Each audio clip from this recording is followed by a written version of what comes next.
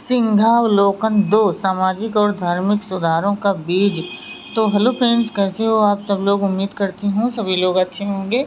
तो फ्रेंड्स, स्वामी दयानंद ने अपने व्याख्यानों में धर्मशास्त्रों को आधार देकर लोगों को समझाया कि हिंदू समाज में व्याप्त जाति भेद और अस्पृश्यता को समाप्त कर देना चाहिए।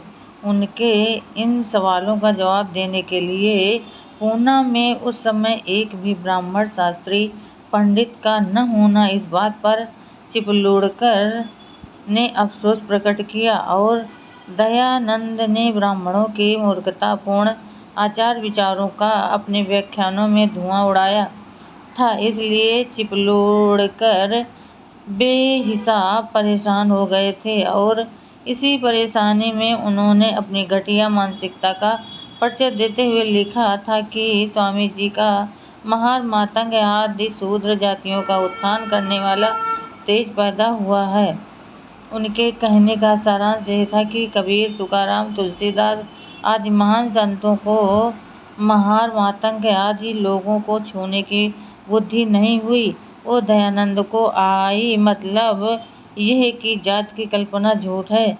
चिपलूणकर ने उक्त संतों की शिक्षा का गलत अर्थ लगाया है। इसका कारण है चिपलूणकर का प्रतिक्रियावादी सोच, ब्राह्मण श्रेष्ठत्व के बारे में अंधी भक्ति।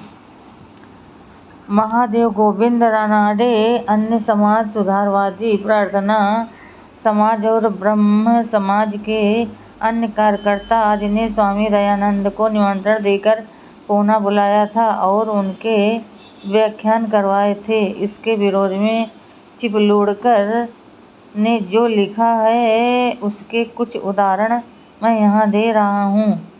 शिष्य परिवार की यथोचित चटपटी मेहमानबाजी, धर्म जिज्ञासु और श्रद्धालु लोगों की दर्शनार्थ हमेशा भीड़, विद्वत्तादि गुणों का चारों ओर जय जयकार। इस प्रकार के उत्सव में उनका जहाँ जहाँ आगमन हुआ, श्रीमत् परमहंस परिव्राजकाचार्य ऊंचे मंच पर कुर्सी पर बैठे हैं। उनके सरस्वती के धारा प्रवाह का हर बूंद कलमबद्ध करने के लिए लेखक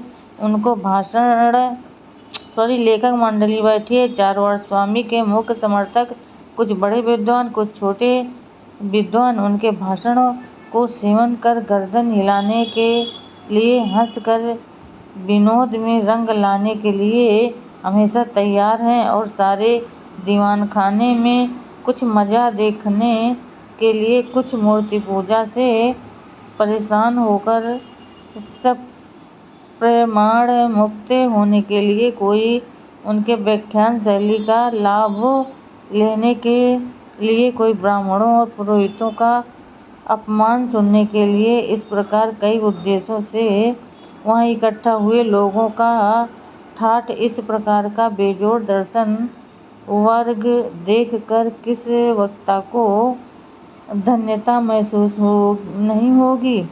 फिर पहले ही पंडित मान्य और अहंकार से लथपथ हमारे परमहंस तो केवल विलाप करने लगे। इसमें किस बात का आश्चर्य। हिंदू धर्म के 33 करोड़ देवता और मूर्ति पूजा आदि पर प्रार्थना समाजवादियों ने और दयानंद ने जबरदस्त हमला किया और कहा कि दुनिया में एक ही ईश्वर है और उसी की भक्ति और पूजा करनी चाहिए। इस बात का प्रचार किया। इस संबंध में चिपलूणकर लिखते हैं कि वे आप लोगों को कह रहे हैं कि पुराना मंदिर, पुरानी संस्थाएं, पुराने धर्म ग्रंथ आदि सभी को भूल जाइए। फिलहाल अंग्रेजी राज्य में नए नए प्रकार के मंदिरों को बनाएंगे, उसमें टेबल कुर्सी आदि रखना, प्रार्थना संगीत की तरह एकदम छने हुए धर्म तत्वों की अत्यंत शुद्ध किताबों को जब अपने पास में रखेंगे और यूनिवर्सिटी से उत्तीर्ण होने के बाद बड़ा किताब मिले किसी विद्वान को पकड़कर उसकी नीति से जब चलना शुरू कर देंगे, तब आप लोगों को स्वामी का मार्ग दिखाई देगा। पहले के सभी रास्ते बंद हो गए हैं। इस प्रकार का उपदेश मिशनरी लोग करते हैं। उनके विचारों में थोड़ा सा परिवर्तन कर देश को नया धर्म देने की चाह रखने वाले हमारे नए पंडित पिछले कई वर्षों से कर रहे हैं, लेकिन उनके इतने दिन के उपदेशों से, इतने व्याख्यानों से, इतनी पत्रिकाओं से, किताबों से और इतने ग्रंथों से 33 करोड़ में से एक भी देवता कम नहीं हुआ या एक भी मूर्ति नष्ट नहीं हुई है। पूना में दयानंद और वेदों का जुलूस निकाला गया था। उस समय कुछ कट्टरपंथी ब्राह्मणों ने उस जुलूस का विरोध करके रुकावटें पैदा करके उस जुलूस का महत्व कम करने का प्रयास किया। उस घटना का वर्णन चिपलूणकर ने निम्न प्रकार से किया है। श्रीमद् परमहंस ने अपने मामूली धर्मशास्त्र ज्ञान से पूना में ही नहीं बल्कि संपूर्ण भारत में के पंडितों को परास्त कर दिया और उनसे विवाद करने के लिए खड़ा होने की किसी में हिम्मत नहीं हो रही है। हमारी राय में इतना प्रताप किसी भी समझदार और जानकार आदमी के लिए पर्याप्त हो गया होता, लेकिन षड्रिपुओं के स्वामी ने विजय प्राप्त कर उनमें से 5वां रिपु अचानक संतुष्ट होकर उसने अपने शिष्यों को जो देना चाहिए था वो देने का प्रयास किया। ये खबर कि पूना में स्वामी की नए दूल्हे की तरह बड़े ठाट बाट से बारात निकलेगी, ये बात कई लोगों को सच भी नहीं लग रही थी। लगता था अफवाहें फैलाने वाले ब्राह्मणों ने बेवजह घृणा बुद्धि से इसको फैलाया होगा, लेकिन गहराई से देखते ही सभी का भ्रम टूट गया।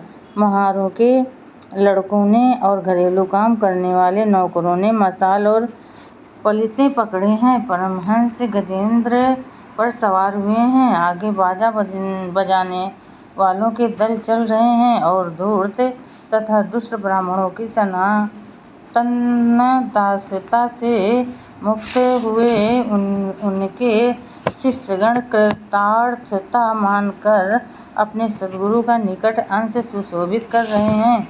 इस ठाट-बाट में और पालकी में रखे गए शास्त्रों से भी बढ़ चढ़कर यह जुलूस ब्राह्मणों पर दोषारोपण करते हुए शहर में घूम रहा था। अंततः ये जुलूस बुधवार पेठ में दाखिल होकर जिस जगह से दया का और आनंद का शुभ वर्तमान चारों ओर फैला, उस पवित्र जगह पर सभी लोग इकट्ठा हो गए।